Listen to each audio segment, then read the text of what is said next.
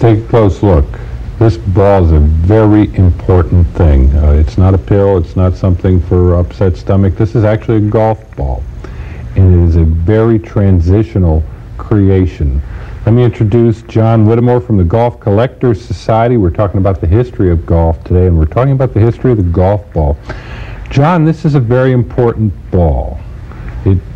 As I understand it, signaled the transition from one thing to another, and it helped create the modern golf ball. Tell us, first of all, what is the material of this ball? Well, gutta percha is what it's called. It comes from the sapodilla tree, which is down in India, and that area down in there it comes from naturally.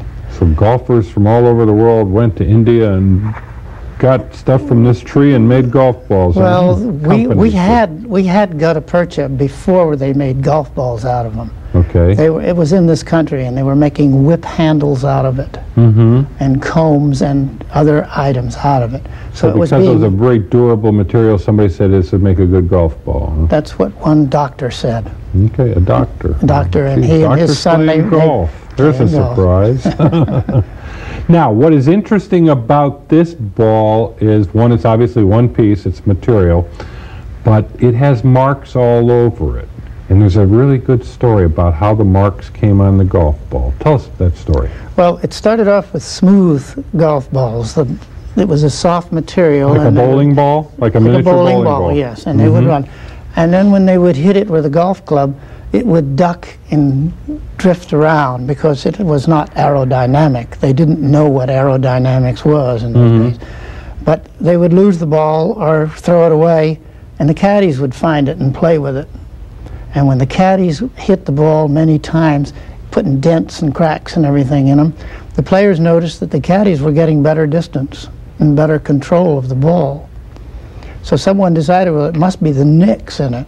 So for a while, they just beat nicks into it, and then they developed a pattern of nicks. So they basically, literally hammered patterns into the ball to give it more aerodynamic properties. That's right. It's called a hand-hammered gutty, and they did it with the reverse end of a hammer, with the cleat end of a hammer.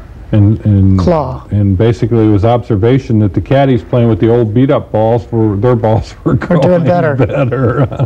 Well, that led to an innovation over here with this next ball I have. Tell me about this. That is what they call a rubber ball. They found out how to make a rubber ball in the turn of the century, 1898 or something like that. Winding around a core. So this is the kind of the forerunner of the modern ball, then? Yes, it is. The concept of a wound ball is right there. But they used the gutta percha for the cover. So it's a gutta percha cover. Okay. This predates balata. All right, so it was a rubber core with a gutta percha cover. And again, convex dimples on the ball. When did we go to the concave dimples? Probably around 1909, I think. Taylor dimples, they called them.